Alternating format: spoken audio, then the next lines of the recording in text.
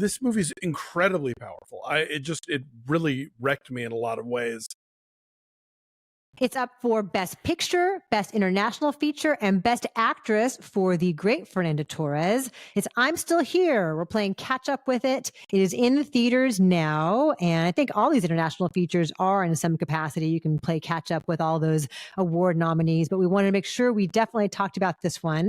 This is a thing that we do around here. We love to make sure we get to all 5 of the international feature nominees. So if that is important to you as well, come and hang out with us. Alonso, what's this film about? Tá todo mundo lá fora falando da gente. A Vera não sabe o que tá acontecendo. Essa carta! Tá mentindo pra gente! O que aconteceu? This is a Brazilian film that is based on a true story and a recent Brazilian history. It begins in 1970 when there is a military dictatorship running the country. We meet a family. The mother is Fernanda Torres, and everything seems great. They live by the beach, and it's 5 kids, and it's the busy, bustling house, but there's a lot of love. And Fernanda Torres's husband, played by Selton Mello, is an architect, and we find out a former congressman, and before they know it, people start showing up at the house and saying, you need to come with us for questioning.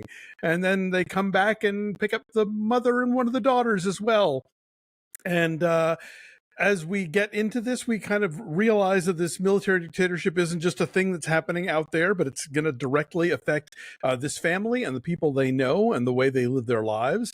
And over the course of the main part of the story, with a few flash forwards to what happens later, we get an understanding of how the sort of day in, day out lives of these people has been directly affected by governmental action. And we see Fernanda Torres as a mother doing everything she can to keep the household together, to keep her children's spirits up, and to try and understand what's going on around her and what's happened with her husband. This movie's incredibly powerful. It really wrecked me in a lot of ways. Not in a small amount, because if I were going to cast somebody to play my mother in the 1970s, Fernanda Torres would not be far off. Like they don't look identical, but there's a bearing to her that I found very familiar. They must have really caught you off guard, like, oh my gosh. Yeah, no, did not walk in knowing that was going to happen. Yeah. But it's also, I think, just this film about how, we look at tumultuous times in history, and sadly, I think we're in one. And we think of it in these big, broad strokes, and it very often comes down to households and, what happens when the father is taken away and no one will confirm or deny that he was ever arrested or that he is or isn't dead. And the kind of limbo that leaves loved ones in, and leaves a family sort of trying to grapple with and figure out as time passes. I did not know really what this movie was about at all going in, which is a rare treat for me. Yeah. It's the reason I don't watch trailers, is because that's the thing I strive for. And I was just, this movie is like 2 hours and 15 minutes, and it just zipped by. Yeah. I was so fascinated by it. And, Salles does such a great job of kind of just presenting the rhythms of the household. And yes, we know that, we see the oldest daughter, getting pulled over in a military checkpoint because they're looking for these kidnappers or whatever. But overall, it doesn't seem to really affect the family, and you get a sense of what the siblings are like and how the parents get along with each other and get along with their kids. And it's very lovely. And it's almost kind of like this sort of Richard Linklater-y moment of well, there's not really a plot here, but I do love hanging out with these people. And then the plot kicks in, and you needed all that to kind of illustrate what happens to them and what the contrasts are. This is just a super powerful filmmaking. Fernanda Torres gives an extraordinary performance. I hope more people get to see it. It's probably the least seen of the 10 Best Picture nominations, but because it's a Best Picture nominee, I imagine it's going to be showing up in a lot of theaters that might otherwise not play a Portuguese language Brazilian import. And so if you can see it, please do. Oh, right. I saw it at the AMC in Torrance, not too far from here. So like Nick went to see Dogman at 11 and I went to see I'm Still Here, and we met up afterward. Shout out to Glenn and Cheryl, our longtime viewers who I ran into in the lobby coming out of the theater. They were there too. Hello, hello. So it is, I think, because it's up for all these Oscars, it is in theaters more than it might have been. Yeah. I'm glad that you mentioned how effectively he sets up this world, because you get brought into the rhythms. It all seems like such an effortless, idealized life. Yeah. Like the kids are all lively and they're very specifically drawn and they all have different interests, whether it's like sports or politics or music or whatever. And you get a real sense of the boisterous life and love in this home, and they're into art and they're into music and books. Like every wall is crammed with books. Like, these are people who are engaged with the world. They are interested in life, like you, exactly. And I think it speaks a lot to what is important to them as they raise their children. Yeah. And so, without any words, we can glean all of that about how they are as parents, and they have parties and there's like smoking and drinking and dancing, and it all seems so warm and so free.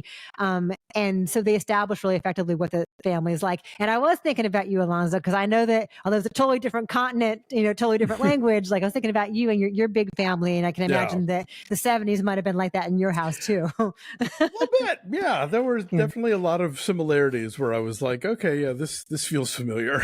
Yeah, for sure. And then you say Fernanda Torres is Eunice is how they pronounce her name, Eunice. She's so subtle. Like when he's getting in the car with these people and he's leaving, she has to simultaneously put up a brave face for him and for the children, while also indicating to us her fear. Right. And her insecurity about how this is going to go down, the uncertainty of it all, because she's been around long enough to know this can't be good. Right, exactly. But she cannot let her kids know that. And how she addresses them all. She's so good on the fly as far as like coming up with a quick lie or coming up with a quick reason for why things are happening.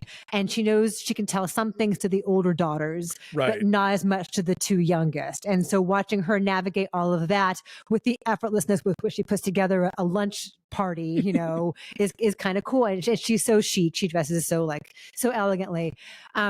She's great, and this place looks so perfect right there on the corner overlooking the beach. Like from the outside, you would think, oh, this is a great, great life they have. The production design is so good and so essential to the story, because not only is that house so vibrant and alive, but then when later on, when we see the house later, like it resonates, the change that we register.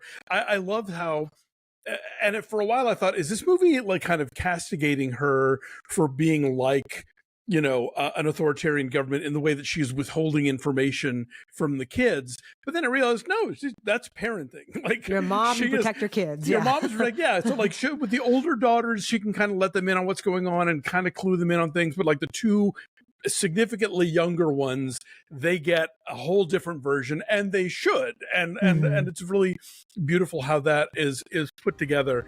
Warren Ellis's score is really great, so good. It's subdued but really kind of just delivers emotionally.